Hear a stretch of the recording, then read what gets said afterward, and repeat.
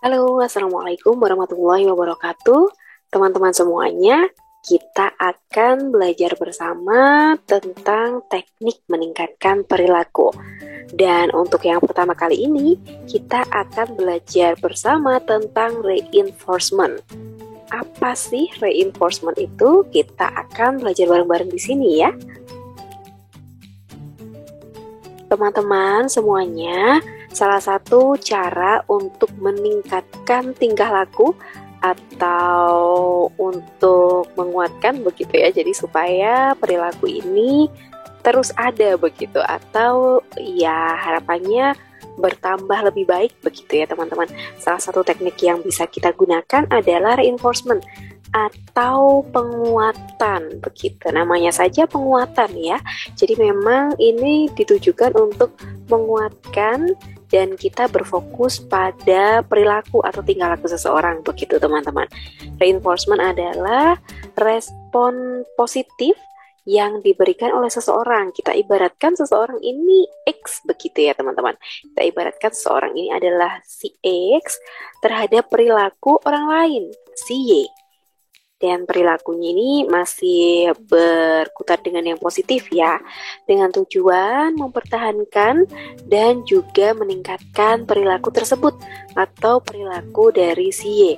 Jadi ada respon yang diberikan oleh orang lain begitu ya teman-teman terhadap perilaku kita, dan tujuannya adalah untuk mempertahankan dan meningkatkan perilaku kita ini gitu. Ketika kita mengeluarkan perilakunya atau menunjukkan perilakunya, nah si orang lain ini memberikan respon yang positif begitu teman-teman, dan akhirnya kita ada ini ya, ada stimulus begitu ya, ada rangsangan. Oh ternyata respon dari orang lain positif nih, oke aku akan pertahankan perilaku tersebut begitu. Pernah mengalami ya? Saya rasa banyak sekali di lingkungan kita yang memang kita sering sekali diberikan reinforcement. Nanti kita akan membahas contoh-contohnya. Berikutnya adalah reinforcement ini juga dapat dikatakan sebagai respon. Jadi tidak melulu sesuatu yang positif ya teman-teman. Respon terhadap suatu tingkah laku yang sengaja diberikan agar tingkah laku tersebut dapat terulang kembali.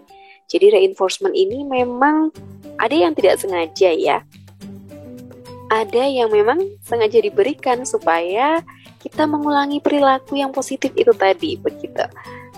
Reinforcement ini juga dapat dikatakan setiap konsekuensi atau dampak tingkah laku yang memperkuat tingkah laku tertentu begitu. Jadi ya konsekuensinya orang lain akan memberikan respon itu begitu ya terhadap perilaku kita, supaya ya kembali lagi harapannya kita memperkuat atau kita meningkatkan dari perilaku tersebut.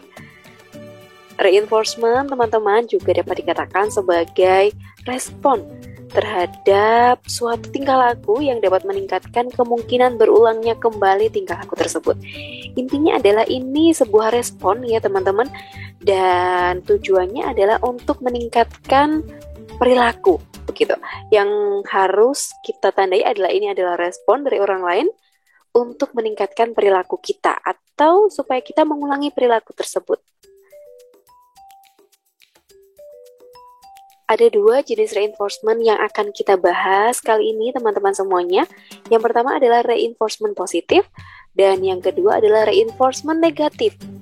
Reinforcement positif ini merupakan stimulus yang diberikan segera setelah munculnya respon yang dikehendaki, yang bertujuan untuk meningkatkan kemungkinan diulangnya kembali respon tersebut di masa yang akan datang. Beda dengan reinforcement negatif adalah kalau reinforcement negatif ini teman-teman ada proses menghindari suatu stimulus begitu ya, yang tidak menyenangkan untuk meningkatkan tingkah laku tertentu begitu. Jadi kalau yang negatif ini sama-sama sih ya, sama-sama untuk meningkatkan tingkah laku. Tetapi kalau ini ditujukan untuk menghindari begitu teman-teman. Kita akan bahas satu persatu. Kita mulai dari reinforcement positif terlebih dahulu. Seperti tadi yang saya sampaikan, reinforcement positif ini adalah memperkuat perilaku ya teman-teman, melalui hubungan yang kontingen dengan konsekuensi yang memuaskan. Contohnya, ketika teman-teman di sini ya, mungkin dulu saat sekolah ya, ketika di rumah selalu ditanya bagaimana hasil ujiannya gitu kan. Hari ini ulangan harian bisa mengerjakan nggak, nilainya berapa begitu. Ketika ditanya seperti itu, kalau kita menjawab dengan oke, nilai ulangannya baik, misalnya begitu. Dapat berapa? Dapat 90. Wah, kamu hebat, kamu pintar, misalnya begitu. Atau tepuk tangan gitu ya. Atau acungan jempol good. So, kita tingkatkan lagi. Pasti seperti itu ya, teman-teman. Nah, ini merupakan salah satu contoh reinforcement positif. Ketika siswa belajar untuk tes karena hasil yang baik, ini akan mendapat pujian dari lingkungan sosial. Bisa jadi orang tua, bisa jadi kakek, nenek, dan lingkungan sosial yang lain. Nah, teman-teman semuanya, pujian dan juga keistimewaan ini merupakan hal yang memuaskan, begitu ya teman-teman. Puas ya kalau kita dipuji, kalau kita mendapatkan apresiasi yang positif begitu. Tidak hanya pujian, mungkin oke, kamu hebat, kemarin sudah semangat belajar dan sekarang hasilnya sangat memuaskan, misalnya begitu. Dan pujian atau apresiasi yang positif ini dapat meningkatkan perilaku belajar di masa depan. Betul atau betul? Kalau kita dapat pujian, begitu akhirnya kita semangat ya. Oh iya ya, ternyata seru sekali mendapatkan pujian, misalnya begitu. Akhirnya kita bisa meningkatkan perilaku kita. Apa perilakunya? Perilakunya adalah belajar, teman-teman. Oke, jadi aku harus belajar supaya aku mendapatkan pujian, begitu. Nggak apa-apa sih untuk nilai tes nanti kita akan dapatkan pastinya. Tapi tujuan utama di sini adalah ini tadi ya, konsekuensinya adalah pujian ini tadi, teman-teman. Jadi kita tidak memandang konsekuensinya adalah nilai dari tes tersebut atau kita lancar dalam mengerjakan tes tersebut, tentu tidak. Tetapi yang konsekuensinya adalah pujian dari orang lain. Ini termasuk reinforcement positif. Kita akan lanjutkan untuk yang reinforcement negatif. Teman-teman semuanya, ini masih di reinforcement positif ya. Penguatan positif ini dapat diterapkan secara efektif ya teman-teman, ketika diberikan dengan seketika, ketika langsung gitu ya. Tapi masih ada syaratnya lagi nih, memilih ke penguatan yang tepat. Jadi ada anak yang memang diberikan pujian itu bisa meningkatkan perilaku ya. Perilakunya apa? Kembali lagi, perilakunya belajar tadi. Tapi ada anak yang ketika diberi pujian, diberi apresiasi seperti apapun, ya dia sama aja begitu teman-teman. Jadi ini ya kemungkinan penguatannya atau reinforcementnya nggak tepat nih. Harus kita ganti dengan reinforcement yang lain. Diganti apa Bu Novi? Ya kita harus observasi dulu nih gitu ya teman-teman. Jadi karena setiap individu itu unik, jadi bisa saja untuk anak A tidak berlaku bagi anak B. Atau sebenarnya yang berlaku untuk anak A ini ya berlaku untuk anak B, C, D, E, dan seterusnya begitu ya. Yang jelas kita harus memilih penguatan yang tepat. Terus juga harus mengatur kondisi situasionalnya. Apakah kita memberikan reinforcement itu di saat yang tepat? Begitu ya. Terus kita harus juga menentukan kuantitas penguatan. Apakah setiap kali ulangan harian kita selalu memberikan penguatan? Jangan-jangan nanti akhirnya ya ini tidak bisa dijadikan sebagai penguatan karena kuantitasnya itu terlalu sering begitu ya teman-teman. Jadi makanya harus ada kebaruannya begitu, memberikan sampel, menangani persaingan asosiasi, mengatur jadwal pemberian penguatan, mempertimbangkan efek penguatan terhadap kelompok. Jadi kadang ya itu tadi ada kelompok-kelompok yang memang tidak bisa langsung ada efeknya begitu ya ketika kita memberikan reinforcement positif. Begitu teman-teman. Oke, nah ini kita lanjut ke reinforcement yang negatif ya.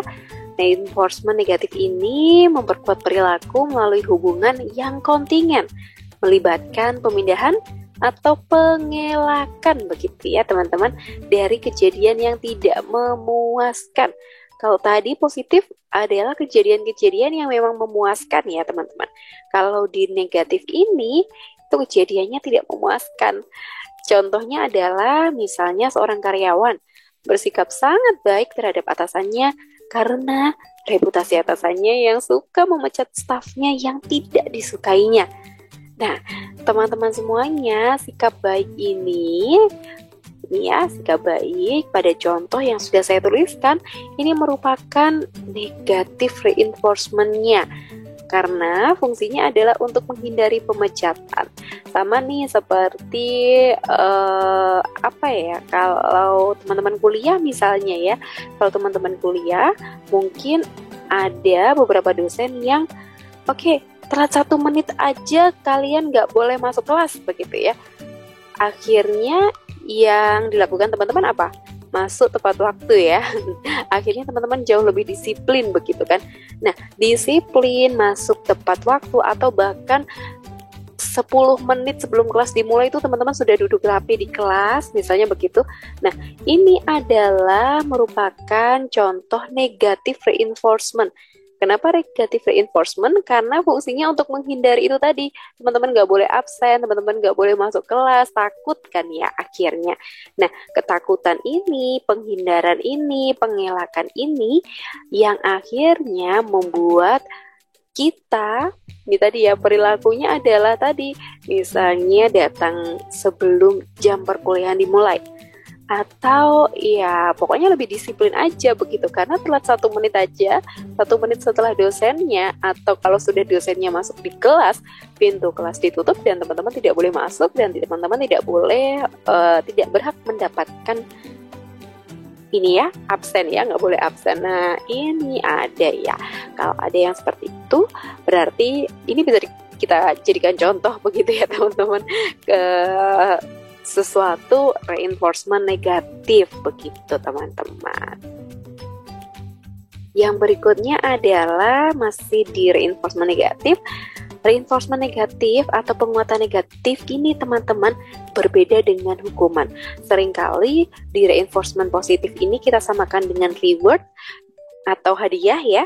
Di reinforcement negatif ini kita samakan dengan hukuman atau punishment. Padahal ini berbeda dengan hukuman ya teman-teman semuanya. Penguatan negatif ini menyebabkan perilaku itu meningkat.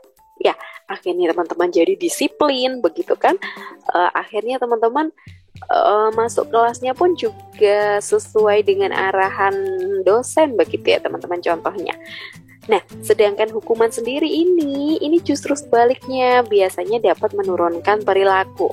Contohnya, kalau teman-teman biasanya yang sering dihukum ya, nanti deh ya kita akan membahas tentang hukuman punishment itu tersendiri ya teman-teman, tidak di sini. Jadi pada intinya adalah penguatan yang negatif ini nantinya menyebabkan perilaku itu meningkat, lebih disiplin, lebih baik lagi begitu ya. Nah, kalau hukuman ini yang bagian menurunkan perilaku, dan ini memang menurunkan perilaku yang negatif ya teman-teman. Kalau reinforcement penguatan itu untuk meningkatkan perilaku-perilaku yang positif begitu. Jadi supaya tetap ada perilaku-perilaku positif itu atau lebih baik lagi begitu teman-teman. Nah, teman-teman semuanya, cara menentukannya adalah seperti ini ya. Jadi untuk menentukan apakah perilaku yang ditunjukkan ini menggambarkan penguatan positif atau negatif, kita bisa mengajukan beberapa pertanyaan berikut ini. Yang pertama adalah kita harus lihat dulu nih teman-teman, apa sih perilakunya begitu ya. Dan apa yang segera terjadi setelah perilaku itu muncul. Apakah stimulus itu ditambahkan atau dihapus begitu. Terus apa yang terjadi dengan perilaku di masa depan? Apakah perilaku ini semakin diperkuat atau dia semakin ada penghindaran itu tadi ya teman-teman. Itu yang bisa menentukan apakah penguatan atau reinforcement ini masuk ke arah positif atau ke negatif begitu. Nah, contoh lain teman-teman ya. Contohnya nih, supaya diperhatikan oleh orang tua, si Karin menangis setiap kali. Si Si Karin menangis setiap kali menginginkan gawai, dan kemudian orang tuanya memberikan gawai milik mereka karena mereka tidak mau anaknya menangis, misalnya begitu ya. Nah, memperoleh perhatian orang tua ini, teman-teman, ini merupakan konsekuensi langsungnya ya. Jadi ada konsekuensi langsung di sini di reinforcement positif. Menangis ini adalah penguatan dari perilakunya atau reinforcement itu tadi ya teman-teman. Jadi setiap kali menginginkan sesuatu dia akhirnya menangis. Nah, akhirnya si orang tua karena tidak mau si Karin ini menangis atau kok nangis terus sih gitu, ya udah deh dikasih HP aja, ya udah deh gawainya buat si Karin aja, misalnya begitu. Nah, ya menangis ini adalah penguatan dari perilaku begitu teman-teman. Sebenarnya tujuan dari reinforcement itu apa sih? Tujuan dari reinforcement ini adalah meningkatkan perhatian siswa ya. Harapannya dengan kita tahu perilaku siswa, maka kita bisa memberikan cara begitu ya. Setelah teman-teman bisa mengidentifikasi perilaku, kita tahu perilakunya apa, kita bisa menetapkan caranya untuk meningkatkan atau menurunkan perilaku tersebut begitu ya teman-teman. Dan ini bisa meningkatkan perhatian siswa. Mungkin siswa-siswa yang kurang memperhatikan atau siswa-siswa yang sudah memperhatikan, kita berikan reinforcement yang positif ya. Kita berikan apresiasi sehingga mereka lebih memperhatikan lagi, atau mereka merasa dihargai bahwa mereka sudah memperhatikan, maka untuk yang berikutnya mereka akan terus memperhatikan begitu ya teman-teman. Terus yang berikutnya adalah reinforcement ini bisa membangkitkan dan memelihara motivasi belajar siswa, hampir sama ya. Terus dapat menumbuhkan rasa percaya diri pada siswa, sama seperti misalnya ngacung ini apa ya, mengangkat jari ya, mungkin bisa memberikan pendapat, bisa memberikan pertanyaan begitu. Dan tujuan dari reinforcement itu adalah ini, jadi mereka bisa pede begitu teman-teman.